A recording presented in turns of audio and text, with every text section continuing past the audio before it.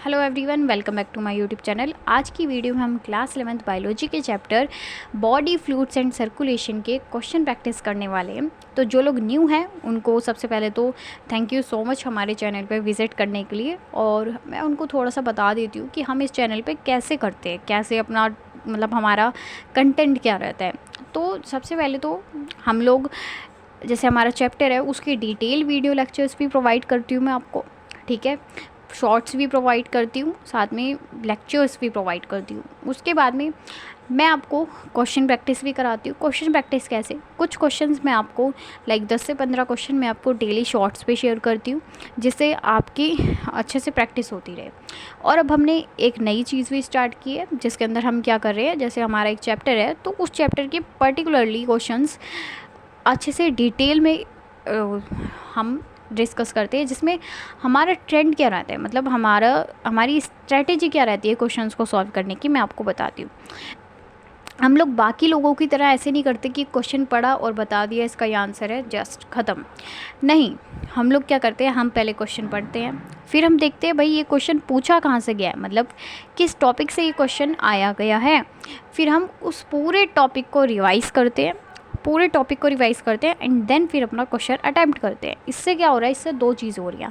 आपका पूरा chapter revise होता है, उसके बाद में आपके क्वेश्चन प्रैक्टिस भी होती है, और इससे क्या होगा, आपका एक्यूरेसी रेट बढ़ेगा। अब आप लोग कह रहे होगे भाई बहुत लेट, मतलब बहुत स्लो होते हैं क्वेश्चंस। देखो भाई मैं बता दूं, दो चीज़ें होती हैं, एक्यूरेसी और स्पीड। जब तक आपकी एक्यूरेसी नहीं होगी तब तक स्पीड के बारे में तो भूल ही जाओ। अगर स्पीड के पीछे भागोगे ना तो गलत करके आओगे क्वेश्चन, 90% चांसेस है। मैं ये नहीं कह रही कि हाँ भाई पेपर में आराम से सोते सोते पेपर करना है, नहीं यार। जब आप एग्ज़ाम देने जाओ तो आपके पास में ये दोनों चीज़ें होनी चाहिए, एक्यूरेसी और स्पीड। लेकिन पहले हमें एक्यूरेसी पे वर्क करना होता है, फिर जब हमारी एक्यूरेसी सही होगी ना, तो एक्यूरेसी रेट हमारा ज़्यादा होगा तो हमारी स्पीड ऑटोमेटिकली बढ़ जाएगी। तो इसलिए पहले आप एक्यूरेसी पे ध्यान दो, ठीक है। तो अब हम अपने क्वेश्चंस को शुरू करते हैं। देखो यार, सबसे पहले तो हमारा फर्स्ट क्वेश्चन, पहले मैं आपको थोड़ा सा ना चैप्टर के बारे में बता देती हूँ। देखो ये जो चैप्टर है इसका नाम है बॉडी फ्लूइड्स एंड सर्कुलेशन। इस चैप्टर में हम पढ़ते क्या क्या है, इस चैप्टर में मेनली हम पढ़ते हैं अपने हार्ट के बारे में। भाई हमें पता है हमारी बॉडी में कौन सा फ्लूइड फ्लो करता है। जो हमारी बॉडी में मतलब सबसे ज़्यादा जो फ्लूइड होता है, लिम्फ। वैसे हमारे पास में दो तरह के फ्लूइड्स होते हैं, उस पर अभी नहीं जा रहे। जब हमारे पास में लिम्फ का टॉपिक आएगा तो मैं आपको और अच्छे से समझाऊंगी। लेकिन मैं बता दूं, हमारी बॉडी में हमें सबको ही पता है भाई, ब्लड फ्लो करता है, रक्त फ्लो करता है, खून फ्लो करता है, ठीक है। तो हम देखते हैं भाई ये जो ब्लड है हमारी पूरी बॉडी में कैसे फ़्लो करता है। हमें पता है हमारे पास में एक पंपिंग ऑर्गन होता है जिसका नाम होता है हार्ट, दिल, हृदय, ठीक है। तो यही चीज़ होती है। फिर हम पूरा अपने हार्ट के बारे में पढ़ते हैं, हार्ट से रिलेटेड हार्ट का स्ट्रक्चर। फिर हमारे पास में एक बहुत इंपॉर्टेंट टॉपिक आता है कार्डियक साइकिल, वो पढ़ते हैं। और भी कुछ टॉपिक्स आते हैं कि भाई कैसे रेगुलेशन वगैरह होता है। फिर उसके बाद में हम लास्ट में डिसऑर्डर्स भी पढ़ते हैं। तो अब जैसे जैसे क्वेश्चंस पे टॉपिक आते जाएंगे मैं आपको पूरा चैप्टर रिवाइज करवा दूँगी। अब हम चलते हैं अपने फर्स्ट क्वेश्चन के ऊपर। फर्स्ट क्वेश्चन में हमसे बोला गया है, the opening present in the atrioventricular septum between left atrium and left ventricle is guarded by। देखो भाई ये जो क्वेश्चन है ये हमारा वेल्व से रिलेटेड है। लेकिन अब भाई कुछ लोग ऐसे भी होंगे, कुछ बच्चे ऐसे होंगे जिन्होंने अभी तक ये चैप्टर नहीं पढ़ा होगा, या पढ़ा है तो अच्छे से नहीं पढ़ा। तो कोई बात नहीं, पहले मैं ये टॉपिक क्लियर करवा देती हूँ आपको। उससे क्या होगा, जिन्होंने पढ़ा होगा उनको भी और जिन्होंने नहीं पढ़ा होगा उनके लिए भी, दोनों को ही चीज़ें बहुत अच्छे से समझ में आ जाएंगी। तो देखते हैं। तो देखिए, सबसे पहले तो हमें अपने हार्ट के स्ट्रक्चर के बारे में पता होना चाहिए। अब मैं यहाँ पे जो हमारा हार्ट का डायग्राम होता है, अभी मैं वो डायग्राम नहीं बना रही हूँ क्योंकि कॉम्प्लेक्स हो जाएगा बहुत ज़्यादा, ठीक है। तो अभी मैं आपको अपना डब्बे वाला हार्ट बना के समझाऊंगी सब चीज़ें। देखो यार, हमारा जो हार्ट होता है उसका डायग्राम होता है एक पर्टिकुलर, लेकिन जो चीज़ें उस डायग्राम में होती हैं वही चीज़ें मैं आपको सिंपल फॉर्म में समझाना चाहती हूँ, ठीक है। देखो भाई, हमारा जो हार्ट है वो हम कुछ इस तरीके से डब्बे के उसमें बना रहे हैं। हमारे हार्ट के पास में 4 चैम्बर होते हैं। ये हम किसके हार्ट की बात कर रहे हैं ये पता होना चाहिए। हम यहाँ पे बात कर रहे हैं हम ह्यूमंस के हार्ट के बारे में, ठीक है। ये मत सोचना कि ये मतलब बाकी जीव जंतुओं का भी दिल ऐसे ही होता है, नहीं, उनका अलग होता है। फिशेस का अलग होता है, सब चीज़ सारे ऑर्गेनिजम्स का अलग हार्ट होता है, ठीक है। उसके बारे में भी पढ़ेंगे अभी हम कि किसके पास में किस तरीके का हार्ट होता है। कुछ ऑर्गेनिजम्स के पास में 2 चैम्बर्ड हार्ट होता है। 2 चैम्बर का मतलब क्या, देखो यहाँ पे हमने 4 चैम्बर बनाए हैं, 1 2 3 4, तो हम ह्यूमंस का हार्ट 4 चैम्बर होता है। और इस चैप्टर में हम अपने बारे में ही बात करते हैं, ह्यूमंस के बारे में। क्यों भाई ये चैप्टर, क्योंकि ह्यूमन फिजियोलॉजी का है, ठीक है। अब देखो ये हमारे पास में 4 चैम्बर्स होते हैं। सबसे पहले तो हमें इनके नाम पता होने चाहिए कि भाई किस चैम्बर को हम क्या नाम से जानते हैं। ये होता है अपना, और एक चीज़ समझो, जो हमारी राइट साइड होती है जब हम ऐसे स्टडी करते हैं तो वो लेफ़्ट साइड होगी। तो यानी कि देखो भाई ये हमारा राइट है तो इधर ये हमारा लेफ़्ट होगा, और ये वाली साइड अपनी राइट होगी। इस चीज़ में कंफ्यूज नहीं होना। इसको हम क्यों ऐसे बोल रहे हैं, क्योंकि हम ऐसे स्टडी करते हैं जैसे कि एक इंसान हमारे सामने लेटा हुआ है।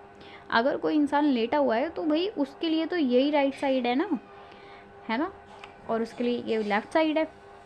अब इस चीज़ में कभी कंफ्यूज मत होना, ठीक है। हम कहते हैं ये अपनी राइट साइड है, ये अपनी लेफ़्ट साइड है। जो ये ऊपर वाले हमारे 2 चैम्बर्स हैं इनको हम बोलते हैं एट्रिया, ठीक है। ये जो ऊपर वाले 2 चैम्बर है इनको हम एट्रिया बोलते हैं, और जो नीचे वाले 2 चैम्बर है उनको हम वेंट्रिकल्स बोलते हैं, ठीक है। तो हम ये कह सकते हैं कि हम जो ह्यूमंस है हमारे पास में ये 2 एट्रिया होते हैं और 2 वेंट्रिकल्स होते हैं, ठीक है। तो अब भाई ये राइट साइड है, ये एट्रिया, इसको हम एट्रिया बोलते हैं, तो इसको हम कह सकते हैं राइट एट्रिया, ठीक है। और ये वेंट्रिकल है और राइट साइड है तो इसको हम कह देते हैं राइट वेंट्रिकल। इसी तरीके से इसको हम लेफ़्ट एट्रिया बोलते हैं और इसे हम लेफ़्ट वेंट्रिकल बोलते हैं। इतना समझ में आ गया। अब देखो भाई होता क्या है, ये हमारा हार्ट है भाई। अभी ना मैं आपको थोड़ी देर बाद कुछ वीन्स के बारे में, कुछ आर्टरीज़ के बारे में भी समझाऊंगी, पर अभी हम उस चीज़ पे नहीं जा रहे। अभी बस इतना समझो हमारे ना कैसे फ़्लो करता है ब्लड। इधर से आता है अपना डीऑक्सीजनेटेड ब्लड, ठीक है।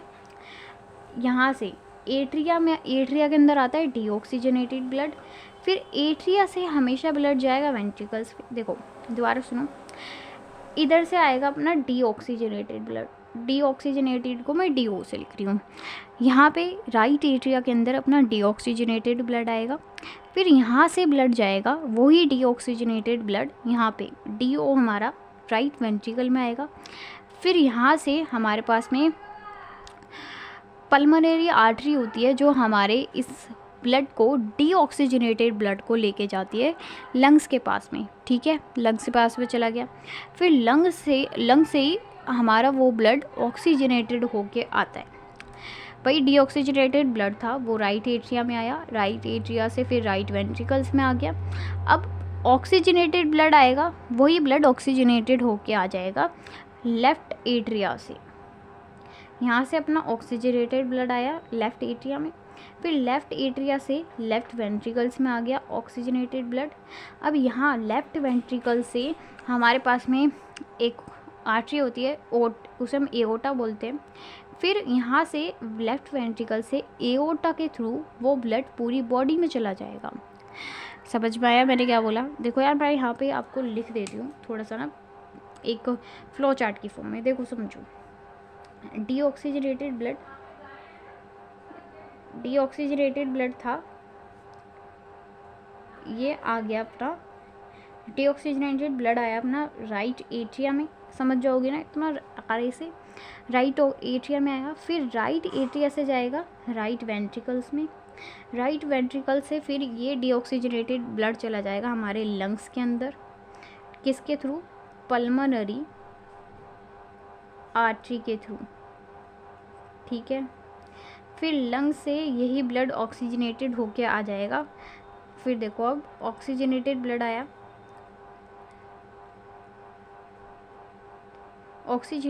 आया, कहाँ पे आया? हमारे लेफ़्ट एट्रिया में। लेफ़्ट एट्रिया से फिर यही ऑक्सीजनेटेड ब्लड लेफ़्ट वेंट्रिकल्स में चला जाएगा, ठीक है। फिर लेफ़्ट वेंट्रिकल से चला जाएगा ये एओर्टा के थ्रू हमारी पूरी बॉडी के अंदर। समझ में आ गया? इसको अगर आप एक बारी खुद भी पढ़ोगे तो आपको सब चीज़ें याद हो जाएंगी, समझ आ जाएगी। और अभी आप देखना यहाँ से बहुत सारे क्वेश्चंस आते हैं और मैंने आपको बहुत सिंपल फॉर्म में ही समझाया है। अगर आप देखोगे ना 1-2 घंटे की वीडियो, तब भी ये चीज़ समझ में नहीं आ पाती। अब देखो भाई, अब एक चीज़ समझनी है हमें। हमने कहा भाई यहाँ पे एट्रिया से वेंट्रिकल्स के अंदर ब्लड आ रहा है, ठीक है। देखो यहाँ से भी राइट एट्रिया से राइट वेंट्रिकल्स में आया ब्लड, कौन सा, डीऑक्सीजनेटेड ब्लड। फिर लेफ़्ट एट्रिया से लेफ़्ट वेंट्रिकल्स में भी ब्लड आया, कौन सा, ऑक्सीजनेटेड। अब हम कह रहे हैं भाई एक बात बताओ, अगर ब्लड यहाँ से यहाँ आ रहा है, ठीक है, तो ये चीज़ तो हम भी चाहते हैं कि एट्रिया से वेंट्रिकल्स में आ जाए ब्लड, ठीक है। लेकिन भाई जब अगर ये यहाँ से यहाँ पे आ रहा है तो ये यहाँ से यहाँ पे भी तो जा सकता है ना। अब इसके लिए मैं आपको एक और चीज़ समझाती हूँ। इस डायग्राम के थ्रू ना मैं आपको बहुत सारे टॉपिक्स कवर करवाऊँगी। आप जब क्वेश्चन सॉल्व करोगे आपको देखने के लिए मिलेगा हमने काफ़ी सारी चीज़ें यहीं पे ही कवर कर ली है। Right atria, right ventricle, left atria, left ventricle. अब सबसे पहले तो समझो भाई, ये अपना इसको हम एट्रिया बोल रहे हैं, इसको हम वेंट्रिकल्स बोल रहे हैं। तो हम कहते हैं हमारे एट्रिया और वेंट्रिकल्स के बीच में एक दीवार होती है जिसको हम क्या बोलते हैं। देखो भाई, एट्रिया और वेंट्रिकल्स के बीच में एक दीवार होती है जिसको हम बोलते हैं, इस वाली दीवार को, एट्रिया और वेंट्रिकल्स के बीच में जो दीवार है उसको हम नाम देते हैं एट्रियो वेंट्रिकुलर सेप्टम। समझ में आया मैंने क्या बोला? मैंने कहा भाई देखो, एट्रिया और वेंट्रिकल्स के बीच में एक दीवार है, उस दीवार को हम नाम देते हैं एट्रियो वेंट्रिकुलर सेप्टम। एट्रियो से एट्रिया, वेंट्रिकुलर से वेंट्रिकल, सेप्टम का मतलब ये दीवार हो गया। तो एट्रिया और वेंट्रिकल्स के बीच में जो दीवार है उसको हम बोलते हैं एट्रियो वेंट्रिकुलर सेप्टम। वहीं पे यार हमारे पास में अब क्या होता है, देखिए अब हम बोलते हैं, ये चीज़ समझ में आ गई। अब मैं आपको वेल्व्स के बारे में समझाती हूँ। वेल्व्स होते क्या हैं? फिर से वही अपना डब्बे वाला हार्ट। देखो यार, right atria, right ventricle, left atria, left ventricle. यहाँ पे क्या होता है? अब मैंने बोला भाई ये 2 घर हैं। आप ऐसे इमेजिन करो कि ये अपने 4 घर हैं। अभी आप इस वाली स्टोरी पे ध्यान दो। हम कह रहे हैं भाई ये 2 घर हैं, ठीक है, ये 2 कोई घर हैं। हम कह रहे हैं ये इस वाले घर से पर्सन इधर आ जाता है, ठीक है, इस वाले घर से एक पर्सन है जो इधर आ जाता है, ठीक है भाई, इतना समझ में आ गया। तो हम कह रहे हैं जब यहाँ से यहाँ कोई आ रहा है तो यहाँ से भी तो यहाँ कोई जा सकता है ना। हम कह रहे हैं जब कोई यहाँ से यहाँ आ रहा है, ठीक है, आ रहा है, तो यहाँ से भी तो यहाँ जा सकता है ना। तो उसी तरीके से हम कहते हैं भाई हमारा ये राइट एट्रिया है, ठीक है, या फिर मान लो ये एट्रिया अपना और ये वेंट्रिकल है। हम कह रहे हैं एट्रिया से ब्लड आ रहा है वेंट्रिकल्स में, ये मैंने अभी आपको समझाया। लेकिन भाई आप सोचोगे वेंट्रिकल से भी तो जा सकता है एट्रिया के अंदर ब्लड, है ना। लेकिन हम ऐसा नहीं चाहते यार, हम नहीं चाहते कि वेंट्रिकल से एट्रिया के अंदर जाए ब्लड वापस। तो हम क्या करते हैं भाई, आप एक बात बताओ, ये अपना कोई एक घर है, ठीक है, एट्रिया वाला हो गया, ये वेंट्रिकल्स। हम कह रहे हैं इस वाले घर से पर्सन इधर आ रहा है, ठीक है, तो कैसे आ रहा होगा? यहाँ पे कोई दरवाज़ा लग रहा होगा, है ना भाई, यहाँ पे कोई दरवाज़ा होगा, उस दरवाजे से ही तो ये अंदर आ रहा होगा। वो दरवाज़ा, ये कोई दरवाज़ा है, अब भाई आपके घर में दरवाज़ा है, तो अगर किसी पर्सन को आपके घर में आना है तो अगर वो दरवाज़ा खुला होगा तभी तो वो आ पाएगा। ध्यान से सुनो मैं क्या बोल रही हूँ। मैं कह रही हूँ भाई आपका घर है, आपके घर के अंदर कोई आ रहा है तो कोई तभी तो आ पाएगा जब आपका जो घर है उसका गेट खुला होगा, उसका दरवाज़ा खुला होगा, है ना भाई। तो इतना समझ में आ गया। अब हम कह रहे हैं यहाँ से यहाँ कोई नहीं जा सकता, यहाँ से तो यहाँ आ रहा है, तो वो कैसे आ रहा होगा? जब दरवाज़ा खुल रहा होगा तब आ गया होगा। लेकिन हम कह रहे हैं यहाँ से यहाँ नहीं जा सकता, तो यानी कि अब दरवाज़ा बंद हो गया है। अब देखो भाई, उस दरवाजे को हम बोलते क्या हैं? उस दरवाजे को हम बोलते हैं वेल्व्स। ध्यान से समझना। देखो मैंने क्या कहा, मैंने कहा भाई यहाँ एट्रिया से ब्लड आ रहा है वेंट्रिकल्स के अंदर, लेकिन कभी भी वेंट्रिकल से एट्रिया के अंदर ब्लड नहीं जा सकता। क्यों? क्योंकि हमारे पास में ना कुछ वेल्व्स प्रेजेंट होते हैं। वेल्व्स की स्पेलिंग गलत हो गई, वेल्व्स प्रेजेंट होते हैं। ठीक है, अब देखो भाई वेल्व्स करते क्या हैं। हमारे पास में दो तरह के वेल्व्स होते हैं।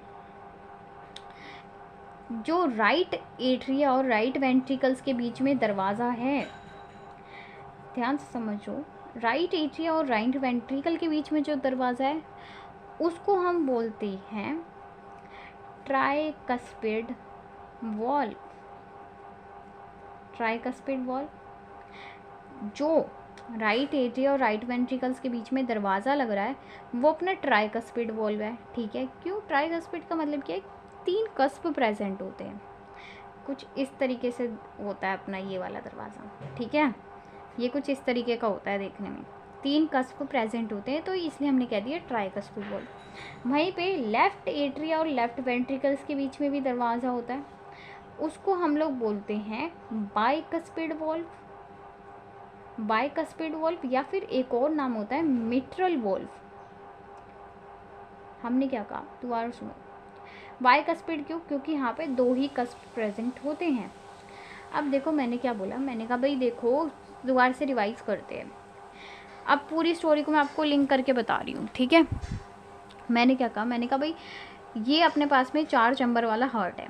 हमने कहा भाई यहाँ से राइट एट्रिया के अंदर आएगा अपना डीऑक्सीजनेटेड ब्लड, फिर राइट एट्रिया से राइट वेंट्रिकल के अंदर ब्लड जाएगा। किसके थ्रू जाएगा? हमारे एक दरवाजे के थ्रू जाएगा, और राइट एट्रिया और राइट वेंट्रिकल के बीच में जो दरवाज़ा होता है उसको हम बोलते हैं ट्राइकस्पिड वॉल्व। तो हमने कहा भाई डीऑक्सीजनेटेड ब्लड आया राइट एट्रिया के अंदर और राइट एट्रिया से चला गया राइट वेंट्रिकल्स के अंदर, किसके थ्रू? ट्राइकस्पिड वॉल्व के थ्रू। अब राइट वेंट्रिकल से पल्मोनरी आर्टरी लेके चली गई लंग्स के पास में वो ब्लड, फिर लंग्स से ऑक्सीजनेटेड होके आ गया लेफ्ट एट्रिया के अंदर, फिर लेफ्ट एट्रिया से लेफ्ट वेंट्रिकल्स के लेफ्ट एट्रिया से लेफ्ट वेंट्रिकल्स के बीच में ब्लूपर्स, लेफ्ट एट्रिया से लेफ्ट वेंट्रिकल्स के पास में गया वो ब्लड, किसके थ्रू? बाइकस्पिड वॉल्व के थ्रू। अब भाई लेफ्ट वेंट्रिकल ने क्या किया? एओर्टा के थ्रू पूरी बॉडी में भेज दिया ब्लड को। बस भाई इतनी सी कहानी थी, समझ में आ गई। और यही चीज़ हमें 2-2, 3-3 घंटे में भी समझ में नहीं आ पाती। ठीक है, तो अब इतना तो हमें समझ में आ गया। अब देखो भाई हमसे क्वेश्चन क्या पूछा गया है ना। देखो क्वेश्चन में हमसे बोला गया है opening present in the atrioventricular septum between left atrium and left ventricle is guarded by. यहाँ पे पता है हमसे सिंपली पूछ रहा है कि जो हमारे पास में लेफ्ट एट्रिया और लेफ्ट वेंट्रिकल है उनके बीच में कौन सा दरवाज़ा प्रेजेंट होता है। अब देख लो भाई, कोई बात नहीं, भूल गए हो तो देखो, लेफ्ट एट्रिया और लेफ्ट वेंट्रिकल के बीच में कौन सा दरवाज़ा है? बाइकस्पिड या फिर मिट्रल वॉल्व। तो भाई देख लेते हैं भाई क्या आंसर होगा इसका। ये दे रखा है बाइकस्पिड वॉल्व, तो इसका आंसर ये होगा। समझ में आया कैसे करने हैं क्वेश्चन? मैंने आपके कम से कम 3 से 4 टॉपिक यहीं पे आपके इस एक क्वेश्चन के थ्रू कवर करवा दिए। अब देखो भाई नेक्स्ट क्वेश्चन क्या है। नेक्स्ट क्वेश्चन में हमसे बोला गया है the average rate of a normal human heart beat क्या होता है। ये तो वैसे पता ही होगा सबको। देखो यार यहाँ पे हमसे पूछ रहा है कि नॉर्मल हार्ट बीट का रेट क्या होता है, मतलब कि 1 मिनट में हमारा ब्लड कितनी बार धक धक धक धक करता है। और ये धक धक क्या होता है इसके बारे में भी पढ़ेंगे हम अभी। ठीक है, एक्चुअली वो धक धक नहीं होता, वो लब डब होता है। अभी थोड़ी देर बाद मैं आपको दोबारा से समझाऊंगी इस चीज़ के बारे में।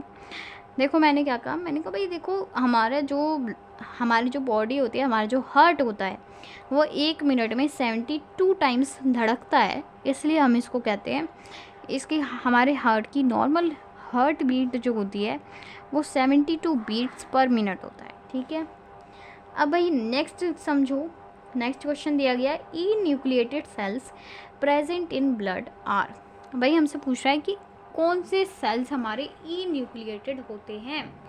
अब ये क्वेश्चन कहाँ से आया हुआ है यार? ये इसका आंसर वैसे आरबीसी होगा, लेकिन मैं आपको पहले कोई एक टॉपिक समझाती हूँ कि ये क्वेश्चन आया कहाँ से है, फिर हम आगे क्वेश्चन को देखेंगे। देखो, अब एक टॉपिक समझने जा रहे हैं हम। हमारा टॉपिक होता है ब्लड। अब हम पढ़ने वाले हैं ब्लड के बारे में। अब हमें ये देखना है भाई, हमारा ब्लड बना किस चीज़ का होता है।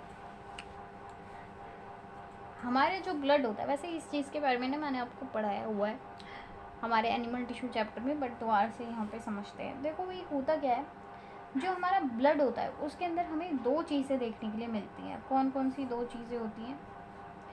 पहला होता है अपना प्लाज्मा। ब्लड दो चीज़ों से मिलकर बना होता है, प्लाज्मा, और दूसरे होते हैं हमारे फॉर्म्ड एलिमेंट्स। मैंने क्या बोला? मैंने कहा भाई, जो हमारा ब्लड होता है, जो हमारा खून होता है, जो रक्त होता है, वो दो चीज़ों से मिलकर बना होता है। पहला होता है अपना प्लाज्मा, दूसरा होता है अपना फॉर्म्ड एलिमेंट्स। अब भाई प्लाज्मा के बारे में हम लोग क्या बोलते हैं? हम कहते हैं भाई देखो, जो हमारे पास में प्लाज्मा होता है, प्लाज्मा भी तो किसी चीज़ का बना होगा। हम कहते हैं भाई प्लाज्मा के अंदर 92% हमारा वाटर होता है। मैंने क्या कहा? मैंने कहा भाई देखो, जो हमारे पास में प्लाज्मा होगा ना, उसके अंदर 90% तो पानी ही होगा। बाकी बचा कुचा हमारे पास में कुछ प्रोटीन्स प्रेजेंट होते हैं। ठीक है, प्लाज्मा के अंदर कुछ प्रोटीन्स होते हैं। अब भाई प्लाज्मा के अंदर प्रोटीन है तो उसको, उन प्रोटीन्स को हम क्या कह सकते हैं? Plasma protein. ठीक है, हमने कहा भाई कौन कौन से प्रोटीन होते हैं। पहला आ गया अपना एल्ब्यूमिन, दूसरा आ जाता है अपने पास में एक ग्लोब्यूलिन,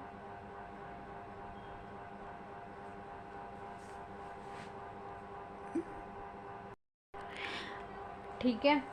फिर साथ में हमारे पास में एक और प्रोटीन होता है जिसका नाम होता है फिब्रिनोजन। अब देखो, मैं ना आपको इन तीनों प्रोटीन्स के बारे में बता देती हूँ कि ये करते क्या हैं। देखो भाई, जो एल्ब्यूमिन होता है ना, वो अपना ऑस्मोलैरिटी में हेल्प करता है। ठीक है, देखो मैंने क्या कहा? मैंने कहा भाई जो ये भाई हमारे पास में प्लाज्मा है, प्लाज्मा के पास में प्लाज्मा 90% वाटर से बना होता है। फिर हमारे पास में कुछ प्रोटीन्स प्रेजेंट होते हैं, उसी में से एक प्रोटीन होता है अपना एल्ब्यूमिन। एल्ब्यूमिन जो होता है वो ऑस्मोलैरिटी मेंटेन करने में हेल्प करता है। ऑस्मोलैरिटी का मतलब क्या होता है? अभी अभी मैंने एक्सक्रीशन वाला चैप्टर पढ़ाया है आपको, excretory products and there elimination. उसमें हमने इस चीज़ के बारे में पढ़ा है बहुत अच्छे से। तो अगर किसी ने वो चैप्टर नहीं पढ़ा है और पढ़ना है तो आप प्लीज़ प्लेलिस्ट चेक कर लीजिए। ठीक है, तो एल्ब्यूमिन का काम समझ में आ गया। अब हम कहते हैं ग्लोब्यूलिन का काम क्या होता है। ग्लोब्यूलिन भाई अपना इम्यूनिटी में हेल्प करता है। इम्यूनिटी वर्ड कोविड के टाइम पे तो सभी ने सुना होगा, हर चीज़ में, हर चीज़ की ऐड में इम्यूनिटी वर्ड चीख रहे थे। कुछ भी बेचना है उसमें इम्यूनिटी वर्ड लगा दो, कोई लिंक हो ना हो, और लोग ले भी रहे थे उस टाइम पे इम्यूनिटी सुन के, क्योंकि भाई न्यूज़ में हर बार ही दिखा रहे थे कि भाई इम्यूनिटी होनी चाहिए, इम्यूनिटी होनी चाहिए। तो मार्केटिंग के लिए बहुत सही आया था इम्यूनिटी वर्ड। अब देखो भाई, फिब्रिनोजन क्या करता है? ये भाई एक क्लॉटिंग फैक्टर है, क्लॉटिंग में हेल्प करता है। क्लॉटिंग में हेल्प करता है मतलब, ठीक है, फिब्रिनोजन जो होता है अपना क्लॉटिंग में हेल्प करता है। अब हमने क्या कहा भाई, और साथ में ना कुछ मिनरल्स भी प्रेजेंट होते हैं। देखो अब दोबारा से रिवाइज करते हैं। हमने कहा भाई ब्लड होता है, ब्लड के अंदर दो चीज़ें होती है, प्लाज्मा और फॉर्म्ड एलिमेंट। फिर हमने कहा भाई प्लाज्मा के अंदर क्या क्या होता है। प्लाज्मा जो होता है वो 90% तो वाटर से बना होता है, बाकी उसके अंदर कुछ प्रोटीन्स होते हैं, कुछ मिनरल्स होते हैं। कौन कौन से प्रोटीन्स होते हैं? एल्ब्यूमिन, ग्लोब्यूलिन और साथ में फिब्रिनोजन। अब भाई ये तो बात थी प्लाज्मा के बारे में। अब पढ़ लेते हैं फॉर्म्ड एलिमेंट्स। हम कहते हैं भाई फॉर्म्ड एलिमेंट्स के बारे में, कौन कौन से फॉर्म्ड एलिमेंट होते हैं। सबसे पहले अपना एरिथ्रियोसाइट्स। इन्हीं को ही हम एक और नाम से जानते हैं RBC, रेड ब्लड सेल। ठीक है, उसके बाद में फिर आते हैं अपने पास में प्लेटलेट्स, ठीक है, और साथ में आते हैं ल्यूकोसाइट्स। देखो मैंने क्या कहा, मैंने कहा भाई हमारे पास में फॉर्म्ड एलिमेंट्स में क्या क्या होता है, एरिथ्रोसाइट, इन्हीं को ही हम आरबीसी भी बोलते हैं। और आरबीसी जो होते हैं ना यार, ये ई न्यूक्लिएटेड होते हैं, यानी कि इनके पास में न्यूक्लियस एब्सेंट होता है। क्यों एब्सेंट होता है भाई? न्यूक्लियस इनके पास में इसलिए एब्सेंट होता है क्योंकि ये जो हमारे पास में आरबीसी होते हैं ना, ये रेस्पिरेशन में हेल्प करते हैं। मैंने रेस्पिरेशन वाला चैप्टर आपको पढ़ा है, आप उसमें देखना। हमने अपना जो रेस्पिरेशन वाला चैप्टर है, ब्रीथिंग वाला चैप्टर, उसके हमने क्वेश्चंस भी कर लिए हैं, तो वो क्वेश्चंस कर लेना अगर किसी ने नहीं किए हैं। देखो हमने क्या कहा भाई, जो ये अपना आरबीसी होता है ना यार, ये क्या करता है, ये ऑक्सीजन को कैरी करता है। अब एक बात बताओ, ये कोई सेल है, इसके अंदर अगर ऑक्सीजन चाहिए, ये ऐसे कोई सेल है, ये इसका न्यूक्लियस है, अब ऑक्सीजन भरनी है इसके अंदर, तो ऑक्सीजन कहाँ भर पाएगी? यहाँ पे, इस एरिया में। वहीं पे मैं कह रही हूँ ये सेल है, इसके अंदर कोई न्यूक्लियस नहीं है, तो यानी कि यहाँ पे पूरे में ऑक्सीजन भर जाएगी, तो ऑक्सीजन ज़्यादा आ पाएगी इसमें। और भाई इसका काम यही है कि ये ऑक्सीजन को कैरी करता है, तो इसलिए ज़्यादा से ज़्यादा ऑक्सीजन को कैरी कर पाए, इसलिए इसके अंदर न्यूक्लियस नहीं होता, ठीक है। अब प्लेटलेट्स का और है ना, हाँ, इनके नंबर से भी क्वेश्चन आ जाता है। एरिथ्रोसाइट्स जो होते हैं वो अपने 5 मिलियन के करीब होते हैं। वहीं पे बात करें अगर प्लेटलेट्स की, तो प्लेटलेट्स होती हैं अपनी 1.5 लाख से 3.5 लाख के करीब। बोलते नहीं है जब किसी को डेंगू हो जाता है कि भाई प्लेटलेट्स कम हो गई, प्लेटलेट्स गिर गई, वैसे वो तो बोलते हैं प्लेटें गिर गई पर वो होता प्लेटलेट्स है, ठीक है। ल्यूकोसाइट्स क्या होते हैं? ल्यूकोसाइट अपने WBC होते हैं। ये 2 तरह के होते हैं, ग्रैनुलोसाइट्स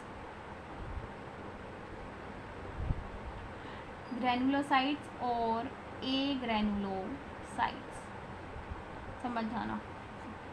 ग्रैनुलोसाइट्स नाम से ही पता लग रहा है यहाँ पे ग्रैन्यूल्स प्रेजेंट होंगे और यहाँ पे ग्रैन्यूल्स एब्सेंट होंगे, ठीक है। इसमें ग्रैनुलोसाइट्स में कौन कौन से आ जाते हैं? अपने पास में आ जाता है बेजोफिल्स आ जाते हैं, न्यूट्रोफिल्स आ जाते हैं, न्यूट्रोफिल्स और इजनोफिल्स, ठीक है। ए ग्रैनुलोसाइट्स में आ जाते हैं अपने पास में लिम्फोसाइट और मोनोसाइट्स, ठीक है। तो ये मैंने पूरा ब्लड का टॉपिक समझा दिया, ठीक है। वीडियो सर्च करोगे ना तो आपको 1 घंटे से कम की नहीं मिलेगी, और उसमें कुछ नहीं करते, बकवास ज़्यादा करते हैं, ठीक है। तो ये अपना पूरा ब्लड का फ्लो चार्ट है, बना लेना कॉपी में अगर याद करना है तो। बस राइटिंग थोड़ी बेकार है लेकिन सब समझा दिया भाई, कंटेंट देखो, राइटिंग। अब देखो क्वेश्चन पे आते हैं भाई। क्वेश्चन में हमसे क्या बोला गया है? Enucleated cells present in blood are, मतलब ब्लड में कौन से सेल्स होते हैं जिनके पास में न्यूक्लियस नहीं होता? अभी बताया, वो सेल होते हैं अपने आरबीसी। क्यों नहीं होता न्यूक्लियस? ये भी बताया है, इसलिए नहीं होता क्योंकि यार उसको ज़्यादा से ज़्यादा ऑक्सीजन कैरी करनी होती है, ठीक है। तो इसका आंसर क्या हो जाएगा? आरबीसी का ही दूसरा नाम होता है एरिथ्रोसाइट्स, तो अपना आंसर ये जाएगा, ठीक है। अब देखो, अब हमसे क्या बोला गया है?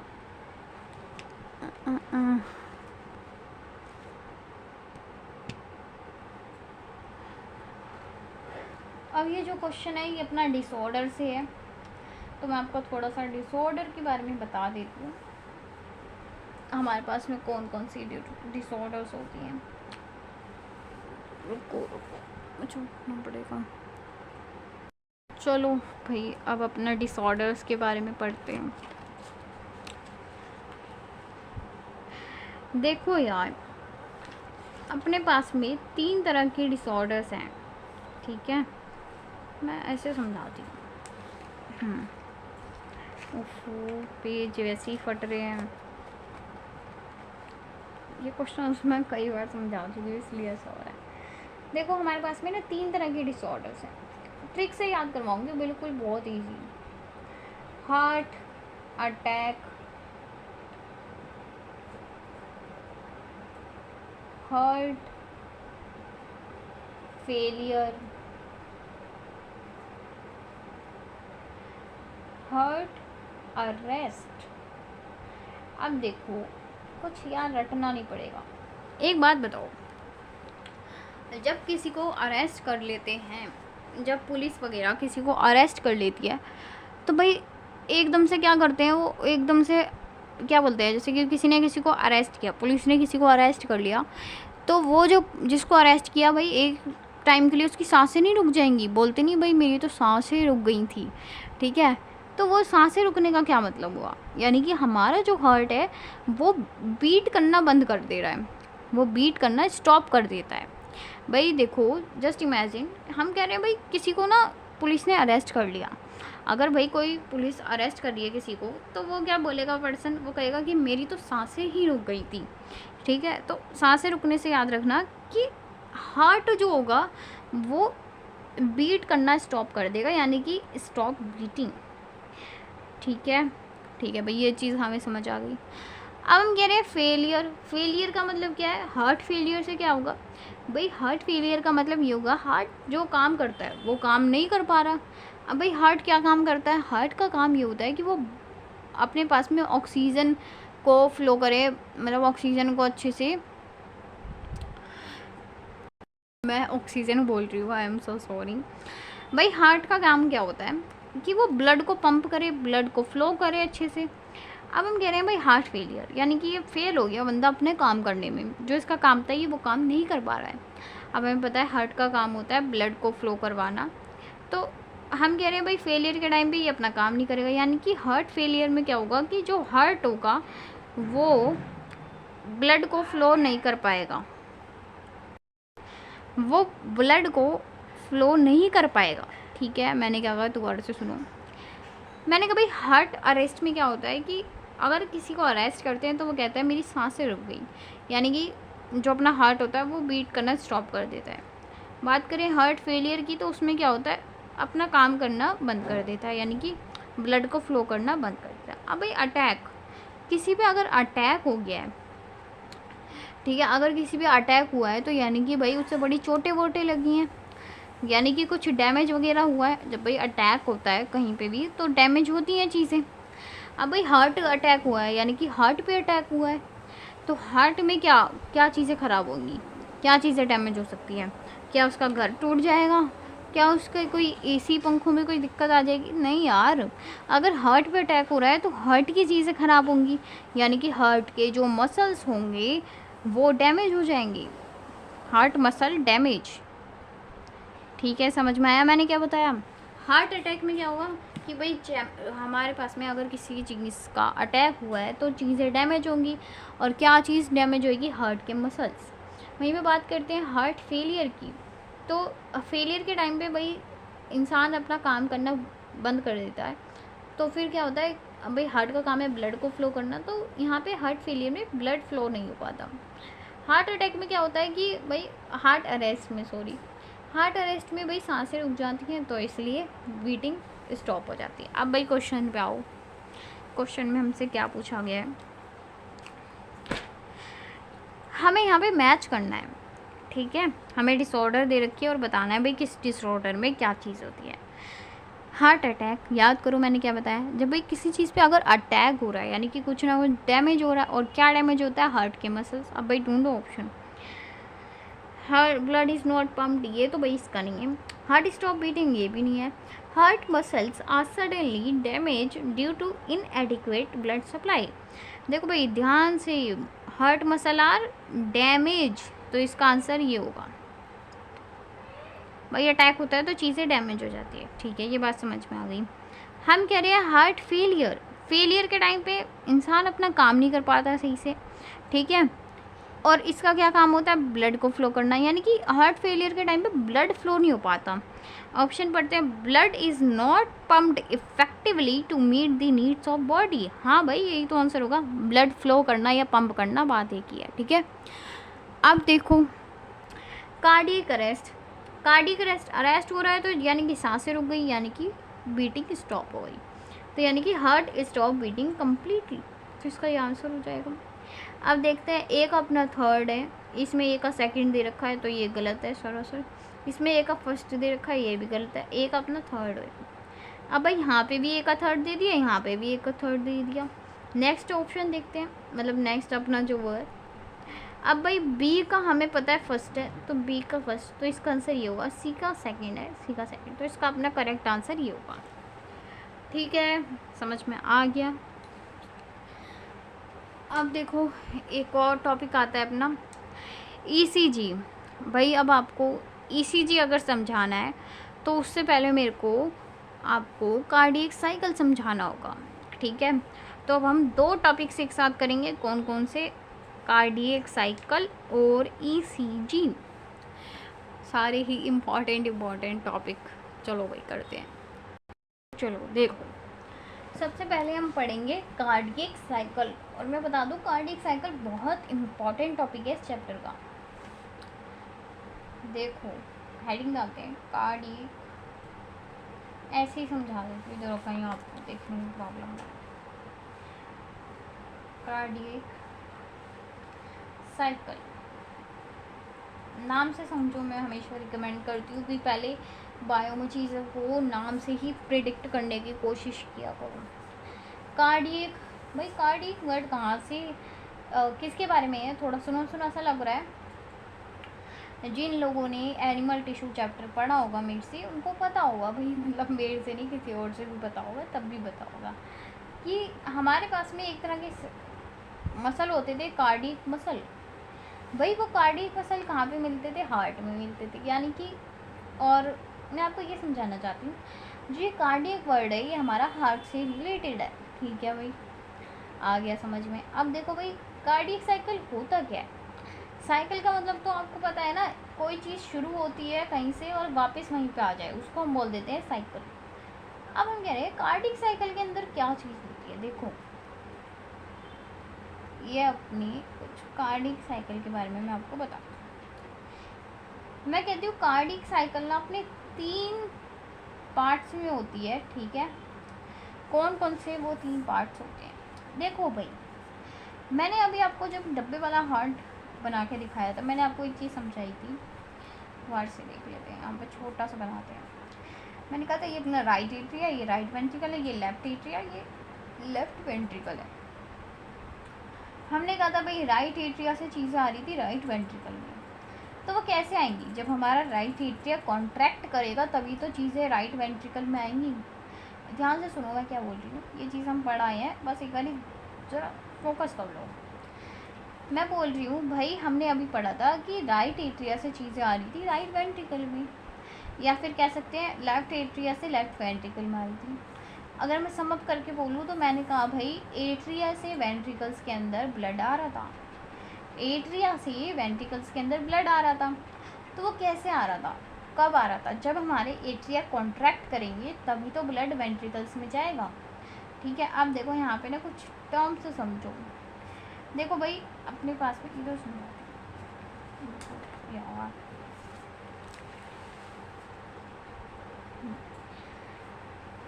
दो तीन टर्म्स हैं उनके बारे में समझो। पहले सिस्टोल। देखो भाई सिस्टोल का मतलब होता है कॉन्ट्रैक्शन,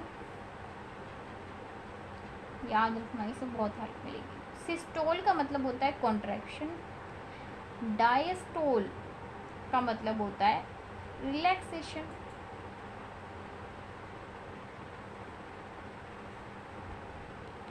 मैंने आपको 2 चीज़ों के बारे में बताया। मैंने कहा भाई सिस्टोल का मतलब होता है कॉन्ट्रैक्शन और डायस्टोल का मतलब होता है रिलैक्सेशन। इतना समझ में आ गया। अब भाई हमने ये भी देख लिया कि भाई जब एट्रिया कॉन्ट्रैक्ट करते हैं तो ब्लड चला जाता है वेंट्रिकल्स में। अब कार्डियक साइकिल में अब कुछ भी नहीं बचा। देखो हम कह रहे हैं ये वाला जो अपना हिस्सा होता है, यानी कि यहाँ पे जो इवेंट होता है उसको हम बोलते हैं एट्रियल सिस्टोल। अब बताते हैं भाई इसका मतलब क्या है। इस वाले इवेंट को हम बोलते हैं एट्रियल सिस्टोल। इसका मतलब क्या है भाई, एट्रियल से मतलब है एट्रिया, सिस्टोल का मतलब होता है कॉन्ट्रैक्शन। यानी कि एट्रियल सिस्टोल के टाइम पे क्या होगा, हमारे दोनों एट्रिया एक साथ कॉन्ट्रैक्ट कर रहे होंगे। मैंने क्या बोला, मैंने कहा भाई देखो एट्रियल सिस्टोल के टाइम पे क्या होगा, हमारे दोनों एट्रिया एक साथ कॉन्ट्रैक्ट कर रहे होंगे और ब्लड को वेंट्रिकल्स में भेज रहे होंगे। जब एट्रिया कॉन्ट्रैक्ट करेंगे तो ब्लड वेंट्रिकल्स में चला जाएगा। और हमने कहा भाई जब एट्रियल सिस्टोल होता है यानी कि एट्रिया का कॉन्ट्रैक्शन होगा तो हमारे जब दोनों एट्रिया कॉन्ट्रैक्ट करेंगे तो ब्लड वेंट्रिकल्स में चला जाएगा। तो यही होता है एट्रियल सिस्टोल के टाइम पे। ठीक है भाई, ये कितना टाइम में होता है, मतलब इसको टाइम कितना लगता है एट्रियल सिस्टोल को, तो इसका टाइम लगता है 0.1 सेकेंड्स। एट्रियल सिस्टोल को लगता है सिर्फ और सिर्फ 0.1 सेकेंड। 0.1 सेकेंड के अंदर अपने एट्रिया कॉन्ट्रैक्ट करेंगे और ब्लड चला जाएगा वेंट्रिकल्स के अंदर। अब हम कहते हैं भाई चलो इस चीज़ को मैं अभी आपको बाद में समझाऊंगी थोड़ी देर बाद। अब एट्रियल सिस्टोल हो गया, ठीक है। अब एक बात बताओ, जब हमारे एट्रिया ने कॉन्ट्रैक्ट कर लिया, ठीक है, ये हमारे पास में एट्रिया थी, इन्होंने कॉन्ट्रैक्ट कर लिया और ब्लड चला गया वेंट्रिकल्स में। एट्रियल सिस्टोल के टाइम पे देखो यहाँ पे लिख देती हूँ, एट्रियल सिस्टोल के टाइम पे जो हमारा ब्लड होता है वो वेंट्रिकल्स में आ गया। ठीक है, ध्यान से सुनो, एट्रियल सिस्टोल के टाइम पे ब्लड अपना वेंट्रिकल्स में आ गया, ठीक है। अब एक बात बताओ, जब ब्लड वेंट्रिकल्स में आ गया तो याद करो वो दरवाजे वाली कहानी को, वो घर वाली कहानी को हमने अभी पढ़ा था कि भाई देखो इनके बीच में कुछ वॉल्स होते हैं जिनको हम क्या बोलते हैं, हमारे पास में एट्रियल वॉल्स बोलते हैं, जिन्हें हम यहाँ पे होता है अपना ट्राइकस्पिड वॉल्व, यहाँ पे होता है बाइकस्पिड वॉल्व। अभी अभी पढ़ा था ना कि ट्राइकस्पिड वॉल्व होता है, बाइकस्पिड वॉल्व होता है। ठीक है, हम कह रहे हैं भाई वो दरवाजे कब खुले होंगे, याद करो ज़रा, जब यहाँ से एट्रिया से ब्लड आना होगा वेंट्रिकल्स के अंदर तब वो दरवाजे खुले होंगे। अब हम कह रहे हैं भाई देखो एट्रियल सिस्टोल हुआ, एट्रियल सिस्टोल के टाइम पे वो दरवाजे खुले होंगे, क्यों भाई, हम कह रहे हैं एट्रियल सिस्टोल के टाइम पे क्या हो रहा है, एट्रिया कॉन्ट्रैक्ट कर रहे हैं और जब एट्रिया कॉन्ट्रैक्ट कर रहे हैं तो ब्लड आ रहा है वेंट्रिकल्स में। मैंने अभी भी लिखा कि भाई ब्लड जो है वो वेंट्रिकल्स के आ रहा है, एट्रियल सिस्टोल के टाइम पे जो हमारा ब्लड है वो वेंट्रिकल्स में आ रहा है, तो इसलिए वो दरवाजे जो हैं वो खुले होंगे। ठीक है, तभी तो ब्लड आ सकता है यहाँ पे। अब भैया आपके घर पे किसी को आना है तो दरवाजे खोल के रखोगे तभी तो आ पाएगा। तो वही चीज़ है, हम कह रहे हैं एट्रियल सिस्टोल के टाइम पे वो अपने दरवाजे खुल रहे होंगे। ठीक है भाई, समझ में आ गया। अब हम कह रहे हैं भाई ठीक है, अब तो सारा ब्लड आ गया वेंट्रिकल्स के अंदर। अब जब वेंट्रिकल्स के अंदर ब्लड आ गया तो हमने बोला था भाई यहाँ से चीज़ें यहाँ नहीं जानी चाहिए, तो अब क्या होगा, अब ये लोग अब वो दरवाज़ा बंद कर देंगे, है ना भाई, यहाँ से चीज़ें यहाँ आनी थी तो दरवाज़ा खोल दिया था, लेकिन अब हम कह रहे हैं भाई चीज़ें आ गई वेंट्रिकल्स में, तो अब ये लोग क्या करेंगे, वो जो दरवाज़ा है उसको बंद कर देंगे। यानी कि अपने यहाँ पे अब भाई ये एट्रियल सिस्टोल ख़त्म हो गया यहाँ पे, ठीक है, सारा ब्लड आ गया वेंट्रिकल्स के अंदर। जब ब्लड वेंट्रिकल्स के अंदर आ गया तो यहाँ पे अपना एट्रियल सिस्टोल ख़त्म हो रहा है, तो जैसे ही एट्रियल सिस्टोल ख़त्म होगा, ठीक है, उस टाइम पे अपने दरवाजे बंद हो जाएंगे। और उस चीज़ को हम क्या बोलते हैं, जब देखो अब एक चीज़ समझना, मैंने अभी आपको थोड़ी देर पहले समझाया था कि मतलब समझाया नहीं था, एक बात बोली थी कि भाई हमारी जो आवाज़ होती है दिल की धड़कन वो धक धक नहीं होती, वो लब डब होती है। और वो लब डब क्या होता है, देखो एक चीज़ हमेशा याद रखना, जब भी वो दरवाजे बंद होंगे तो एक आवाज़ आएगी। अब यार इस चीज़ को आप इमेजिन करो और उठ के करके भी देख लो, आपके घर के जो दरवाजे होंगे, कोई भी एक दरवाज़ा लो, एक बारी उस दरवाजे को खोल के देखो, जब आप उस दरवाजे को खोलोगे तो आपको कोई आवाज़ नहीं आने वाली, लेकिन जैसे ही आप दरवाज़ा बंद करोगे तो आपको आवाज़ आएगी। तो मैं क्या बोल रही हूँ, मैं कह रही हूँ भाई जब दरवाजे खोलते हैं तो कोई आवाज़ नहीं आती, जब दरवाजे बंद करते हैं यानी कि जब वॉल्स क्लोज हो जाते हैं तब आवाज़ आती है, और उस आवाज़ को हम बोलते हैं हार्ट साउंड। अब मैंने यहाँ पे बहुत इम्पॉर्टेंट एक बात कही है, इसको इग्नोर मत करना, यहाँ से क्वेश्चंस आते हैं, यहाँ पे लिखवा रही हूँ ये चीज़ मैं। जब भी हमारे वॉल्स क्लोज होंगे तो हमारे पास में हार्ट साउंड आएगी। ठीक है, जब भी हमारे दरवाजे बंद होंगे तो हमारे पास में हार्ट साउंड आएगी। इस चीज़ को भाई नोट डाल के लिख लो, क्योंकि यहाँ से क्वेश्चन आता है। ठीक है, अब मैं कह रही हूँ भाई यहाँ पे पहली बार दरवाज़ा बंद हुआ है, भाई एट्रिया से ब्लड आ गया वेंट्रिकल्स में, वेंट्रिकल्स ने अब दरवाज़ा बंद कर दिया, अपना काम निकाल लिया और अब दरवाज़ा बंद कर दिया। अब जब दरवाज़ा बंद कर रहे हैं, यानी कि जब वॉल्स क्लोज हो रही हैं, तो यहाँ पे पहली बार दरवाज़ा बंद हो रहा है, तो यानी कि पहली बार हार्ट साउंड आएगी। उस पहली हार्ट साउंड को हम बोलते हैं लब। पहली हार्ट साउंड को हम बोलते हैं लब, यानी कि लब करके आवाज़ आती है, लब डब लब डब ऐसे आवाज़ आती है, लब डब नहीं है। ठीक है, लब आवाज़ आती है। अब भाई इस लब आवाज़ के बारे में थोड़ा सा देख लेते हैं। ये जो लब आवाज़ होती है, ये अपनी इसकी जो टाइम होता है, मतलब ये लॉन्गर ड्यूरेशन की होती है। ठीक है, ये ज़्यादा टाइम तक ऐसे लब डब, डब थोड़ा जल्दी हो जाता है, लब थोड़ा सा टाइम है, लब में टाइम लगता है भाई।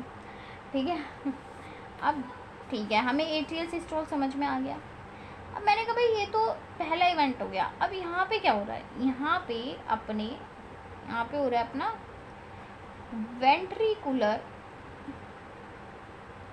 Ventricular systole. इसका मतलब क्या है भाई, सिस्टोल का मतलब होता है कॉन्ट्रैक्शन, वेंट्रिकुलर का मतलब है वेंट्रिकल्स, तो यानी कि यहाँ पे वेंट्रिकल्स कॉन्ट्रैक्ट कर रहे हैं। ठीक है,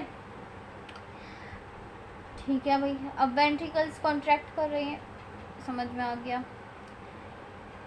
अब जब वेंट्रिकल्स कॉन्ट्रैक्ट करेंगे तो हमें पता है वेंट्रिकल्स से ब्लड कहाँ पे जाता है। देखो भाई, राइट वेंट्रिकल से ब्लड जाता है पल्मोनरी आर्टरी में, बताया था, राइट वेंट्रिकल से जाता है पल्मोनरी आर्टरी में, और वहीं पे लेफ्ट वेंट्रिकल से जाता है एओर्टा के अंदर। मैंने क्या बोला, मैंने कहा भाई राइट वेंट्रिकल से जाता है पल्मोनरी आर्टरी के अंदर, लेफ्ट वेंट्रिकल से जाता है हमारा एओर्टा के पास में। ठीक है भाई, इतना समझ में आ गया।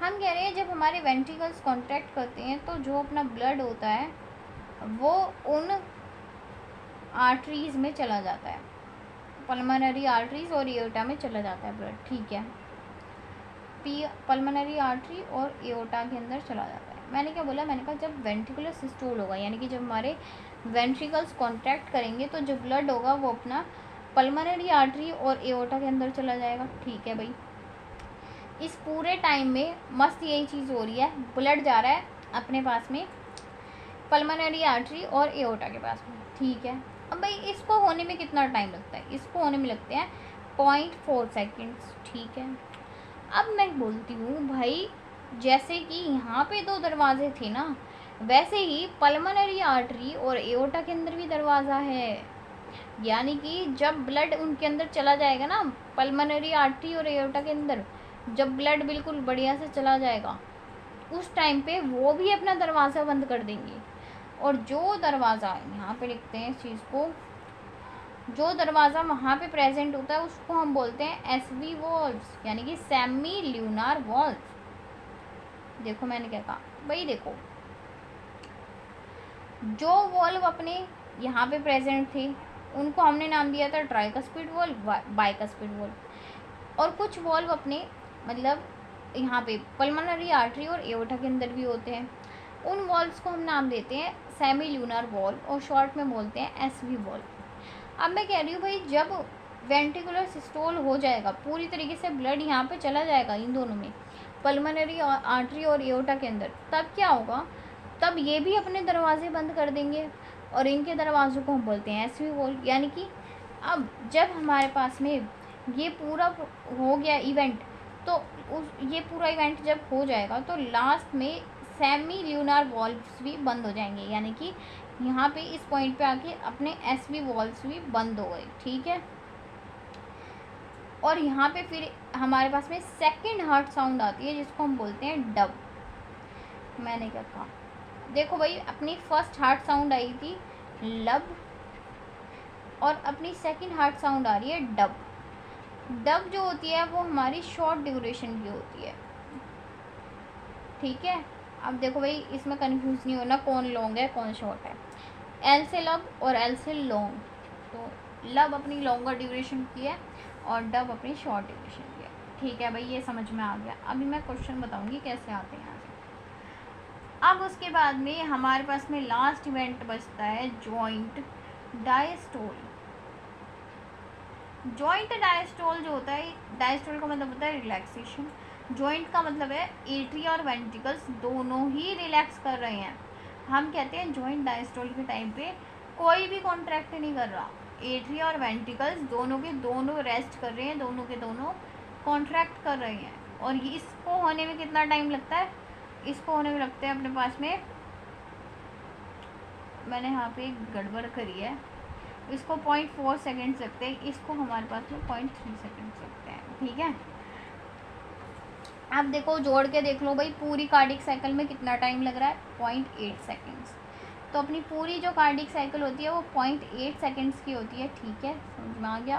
ओके, अगर आपको ये समझ में आ गया ना भाई साहब, क्लैपिंग करती हूँ मैं आपके लिए, नहीं अपने लिए, क्योंकि मैंने समझाया इतनी मुश्किल से, मतलब आपके लिए ही करते हैं। ठीक है, क्योंकि यार ये ना बहुत इंपॉर्टेंट टॉपिक है, इनको समझने में बहुत प्रॉब्लम आती है, लेकिन भाई मैं भी सिंपल तरीके से समझा रही हूँ और आप भी बहुत अच्छे से समझ रहे हो, तो आज जाना चाहिए। ठीक है, इसको ना आप नोट कर लो। ठीक है, मैंने तो बहुत बेकार राइटिंग में लिखा है, लेकिन एक बार स्क्रीनशॉट लेके नोट कर लेना, बहुत हेल्प मिलेगी इससे। अब देखो मैं ना आपसे क्वेश्चन पूछती हूँ, ठीक है, मेरे को बताओ। और हाँ, मैं एक और चीज़ बता देती हूँ, जब एट्रियल सिस्टोल होता है, यानी कि एट्रियल सिस्टोल के टाइम पे एट्रिया से ब्लड जा रहा है वेंट्रिकल्स में, कितना ब्लड जाता है? 30%।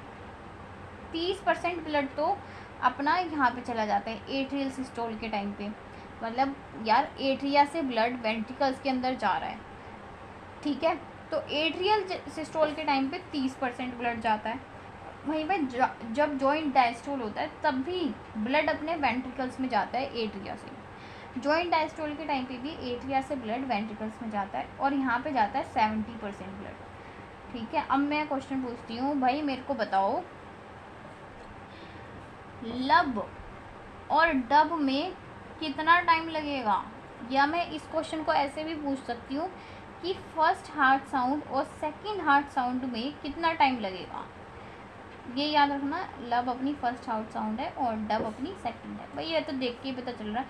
इसको एक बार दोबारा से भाई समझना, इस चीज़ को खुद भी लिख के देखना, बहुत अच्छे से समझ में आ जाएगा, याद हो जाएगा। मेरे को बताओ लब और डब में कितना टाइम लगेगा?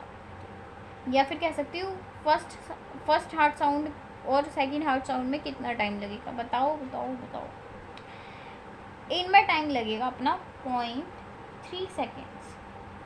ठीक है भाई, देखो भाई लब, ये अपना लब है, ये अपना डब है। लब और डब में कितना टाइम लग रहा है? ऐसे देखो 0.3 सेकेंड। ठीक है भाई, समझ में आ गया।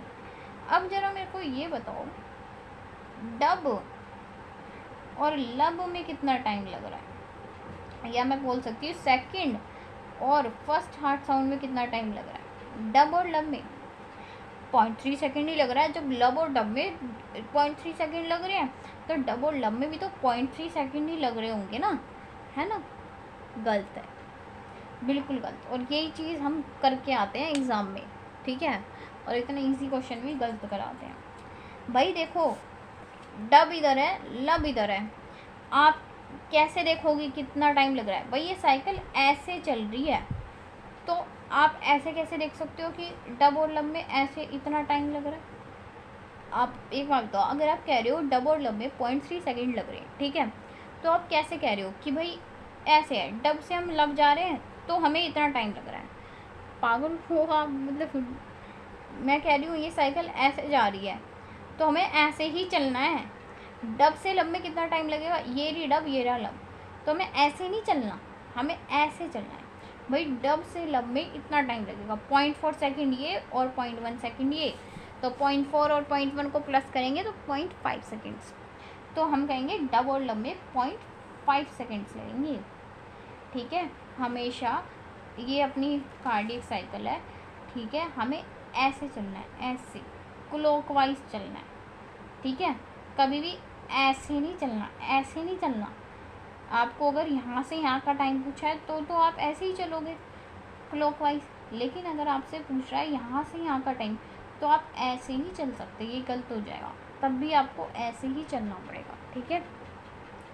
तो ये था अपना कार्डियक साइकिल, ठीक है भाई, समझ में आ गया। चलो भाई, इतना तो समझ में आया। अब मैं आपको ईसीजी समझाऊं।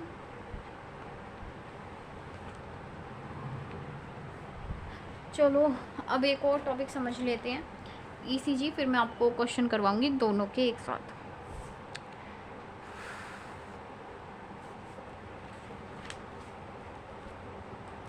बुक तो मेरी बिल्कुल फटी गई है, कोई नहीं। देखो ईसीजी के बारे में हम क्या बोलते हैं, एक सेकंड रुको, इसे हटा दो।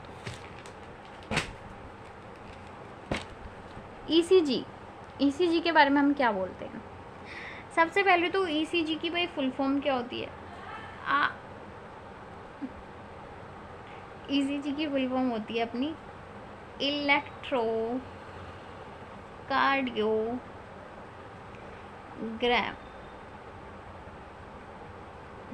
ठीक है, इलेक्ट्रोकार्डियोग्राम।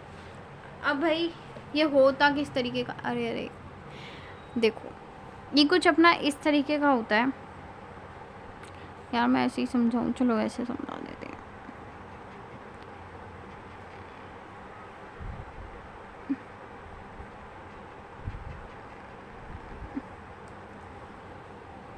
ये आपने देखा होगा भाई, अगर आप वो सीरियल वगैरह देखते होंगे, मूवीज़ वगैरह देखते होंगे, तो जब कोई लाइक हॉस्पिटलाइज्ड होता है तो वहाँ पे ऐसे कोई टीवी जैसा कुछ रखा होता है और वहाँ से ऐसे कुछ देखने के लिए मिलता है हमें पैटर्न, ठीक है। और वहाँ पे ऐसे आवाज़ आ रही होती है P P P P P, और लास्ट में ऐसे आवाज़ आती है P P P, like it's seems like very funny, but यार होता है ऐसा, ठीक है। तो ये क्या चल रहा होता है, वो टीवी नहीं होता यार, वो ईसीजी दिखा रहा होता है, ठीक है। अब इस ईसीजी का मतलब क्या है भाई, देखो यहाँ पे हमें 3 वेव्स देखने के लिए मिलती हैं बेसिकली।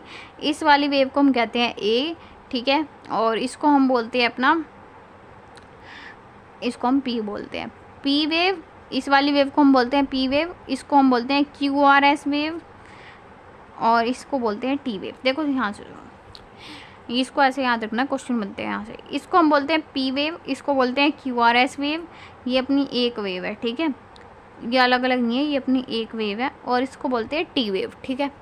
अब भाई ये बताते क्या क्या है, बस हमें ये देखना है। देखो भाई पी वेव जो होती है वो अपना बताती है, जो अपनी पी वेव होती है वो बताती है एट्रियल सिस्टोल के बारे में, एट्रियल सिस्टोल के बारे में, ठीक है।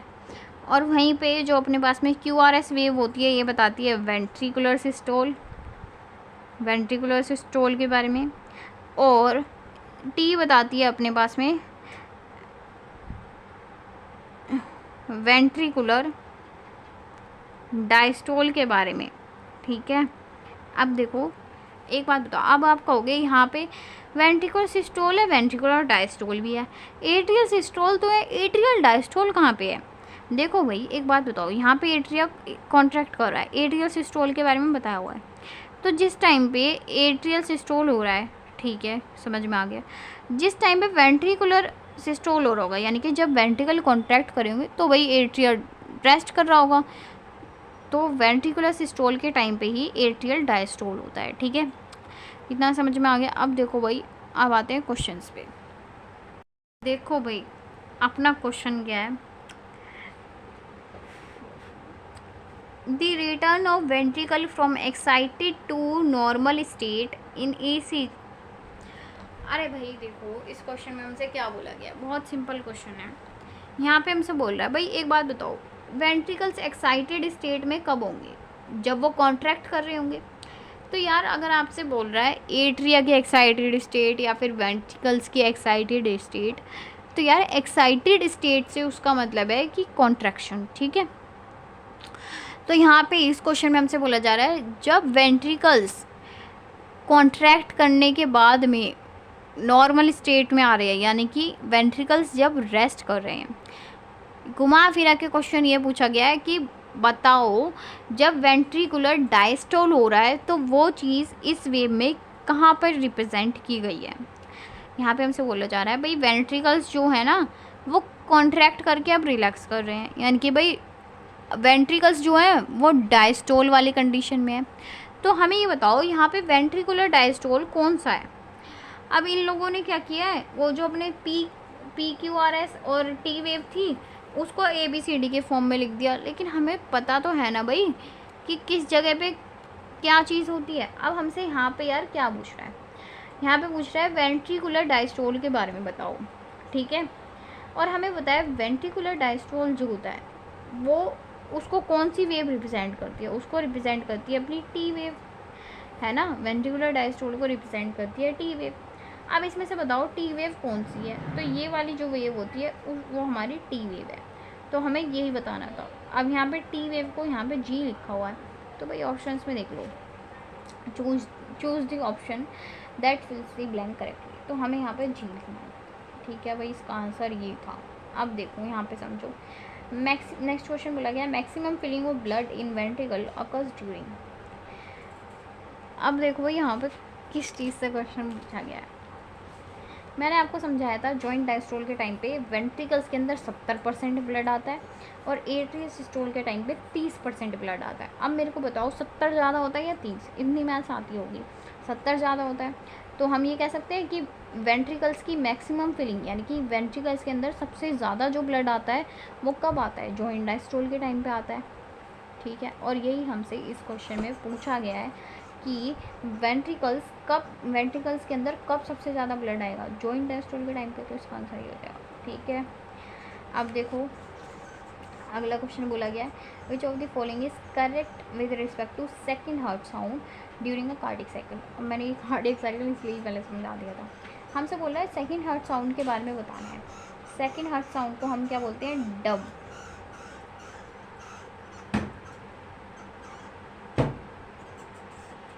देखो भाई सेकंड हार्ट साउंड को ही हम बोलते हैं डब, ठीक है। अब हमें बताना है डब के बारे में क्या क्या बातें सही हैं, मतलब एक ही बात सही होगी, पढ़ते हैं ऑप्शन।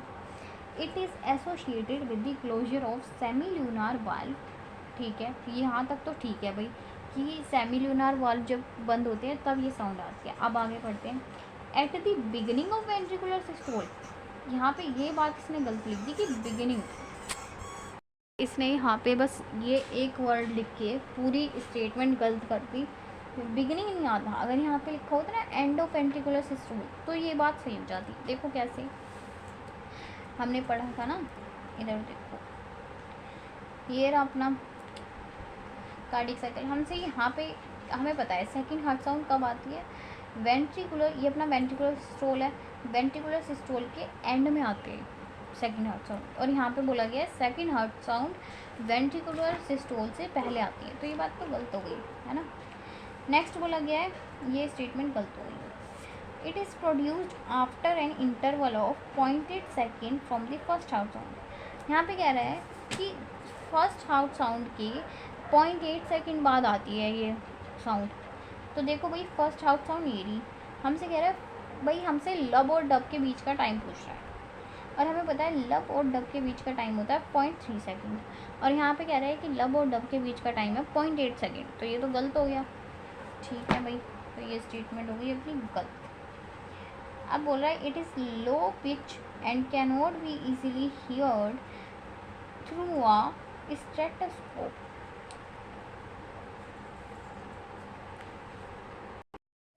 तो अपनी ये वाली स्टेटमेंट भी गलत हो गई। अब देखो भाई लास्ट स्टेटमेंट क्या बोल रही है, it is associated with the closure of semi lunar valve, ठीक है, ये बात ठीक है, at the beginning of ventricular diastole, हाँ ये स्टेटमेंट बिल्कुल ठीक है, तो इसका करेक्ट आंसर होगा ये, ठीक है। समझ में आया कैसे करने हैं क्वेश्चंस को सॉल्व।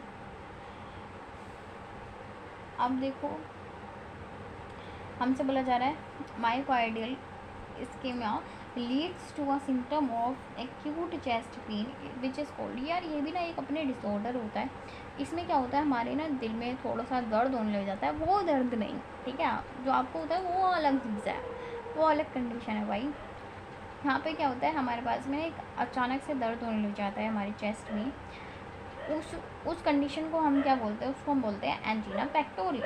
तो वही पूछना है, ठीक है। तो इसका आंसर भाई ठीक है। अब हमसे पूछ रहा है neutrophils and monocyte differ from each other in all of the following except. अब मैंने बताया था न्यूट्रोफिल्स और मोनोसाइट क्या होते हैं, ये अपने फॉर्म्ड एलिमेंट्स होते हैं, ठीक है, फॉर्म्ड एलिमेंट्स हैं। न्यूट्रोफिल्स जो होता है वो ग्रैनुलोसाइट होता है, मोनोसाइट ए ग्रैनुलोसाइट होता है। अब हमसे बोल रहा है ये दोनों ना डिफरेंट है, लेकिन एक्सेप्ट का मतलब पता है, मतलब कि एक कोई एक्सेप्शनल केस है। मतलब हमसे इस क्वेश्चन में पूछ रहा है कि इन दोनों में काफ़ी सारे डिफरेंस है, लेकिन एक कौन सी कॉमन चीज़ है इनमें। तो इनमें कॉमन ये होता है कि यार ये दोनों ही ना मतलब डिफेंस में हेल्प करते हैं। इनका जो काम करने का तरीका होता है, डिफेंस मैकेनिज्म, वो इनका सेम होता है। अब देखो ये पढ़ते हैं ऑप्शन में, हमें बताना है यार इस क्वेश्चन में हमें इनका कॉमन फीचर बताना है, ठीक है। Shape of their nuclei in mature form, हमसे कह रहे हैं इन दोनों की शेप सेम होती है, नहीं। जो अपने मोनोसाइट होते हैं उनके न्यूक्लियस की शेप होती है बीन शेप, और न्यूट्रोफिल्स के पास में काफ़ी सारे लोब्स होते हैं उनके न्यूक्लियस के पास में, तो शेप तो सेम है नहीं। फिर बोल रहा है their contribution to WBC content, मतलब कि ये कितने प्रेजेंट होते हैं, कितना % प्रेजेंट होते हैं, ये सेम है, नहीं ये भी सेम नहीं है। न्यूट्रोफिल्स जो होते हैं वो 60 से 65% प्रेजेंट होते हैं, वहीं पे ये जो होते हैं ये 2 से 10% होते हैं, तो ये चीज़ सेम नहीं है। फिर बोल रहा है their mode of action against foreign organism, हाँ भाई ये बात ठीक है कि भाई ये कैसे डिफेंस मैकेनिज्म करते हैं, ये चीज़ सेम है, ये भी गलत है, देयर साइटोप्लाज्मिक कंटेंट। तो इसका सही आंसर 3rd है। अब देखो भाई, आपने देखा हमने आज कैसे अपने क्वेश्चन सॉल्व किए, तो इसी तरीके से हम क्वेश्चन सॉल्व करते हैं। और जहाँ तक है ना, मैंने लगभग आपको मतलब पूरा ही चैप्टर रिवाइज़ करवा दिया है, बस कुछ टॉपिक्स बचे हैं छोटे छोटे, वो अब हम नेक्स्ट वीडियो में करेंगे, और बचे हुए क्वेश्चंस भी हम नेक्स्ट वीडियो में कर लेंगे। लेकिन अगर आपको चीज़ें समझ में आई, ठीक है, तो भाई प्लीज़, मैं ये बात हमेशा बोलती हूँ,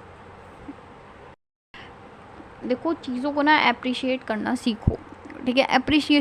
अप्रिशिएशन सबको चाहिए होता है, और ज़रूरी भी होता है यार। जब आपको कुछ समझ में आ रहा है तो प्लीज़, आपका ना कुछ चला नहीं जाएगा अगर आप एक लाइक करके चले जाओगे या चैनल को सब्सक्राइब कर दोगे, और अगर आप कमेंट करके बता दोगे ना हाँ जी हमें समझ में आया, या फिर हमें समझ में नहीं आया, ये भी बोलना ज़रूरी है।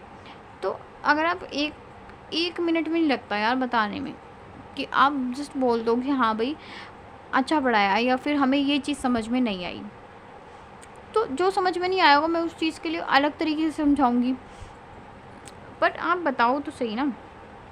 तो मुझे ये चीज़ अच्छी नहीं लगती कि कोई कुछ बता के नहीं जाता भाई समझ में आया नहीं आया। और तो बस यही कहना था।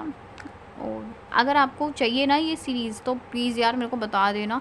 कोई रिस्पॉन्स ही नहीं आया भाई, आपको क्वेश्चन प्रैक्टिस करनी है या नहीं करनी। मतलब अगर आपको, देखो आप एक बात बताओ, अगर आपको क्वेश्चंस की वीडियो चाहिए तो मैं बना दूँगी, ठीक है, सारे चैप्टर्स की बना दूँगी। वहीं पे अगर आपको नहीं चाहिए तो यार फिर मैं डिटेल वीडियो में अपना टाइम इन्वेस्ट करूँगी ना, फिर मैं इसमें क्यों इन्वेस्ट करूँ अपना टाइम।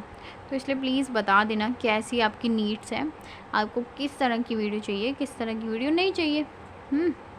चलिए, अब उसके बाद में बस यही कहना था, एक बारी जो मैंने लिखवाया आज उसको लिख के देखना, याद करना बस। If you like the video then please press the like button and also share the video with your friends. Please share कर दिया करो वीडियोज़ को, जिससे कि भाई सब्सक्राइबर बढ़ेंगी, और उससे क्या होगा कि यार आपको ही फ़ायदा है। मैं PDF आपको शेयर कर पाऊँगी, इन क्वेश्चंस की PDF शेयर कर पाऊँगी, अपने नोट्स की PDF शेयर कर पाऊँगी, और भी बहुत सारा कंटेंट होता है वो मैं आपको प्रोवाइड कर पाऊँगी। डेली TPP दे सकती हूँ, फिर मैं आपको अलग अलग चीज़ें होती हैं यार, टेस्ट प्रोवाइड कर पाऊँगी, ठीक है, बहुत सारी डिफरेंट चीज़ें। तो बस, if you like the video then please press the like button and also share the video with your friends, and please subscribe my YouTube channel. And last but not the least, thank you so much for watching my videos. yes, दोबारा से देखना video, please visit our channel again.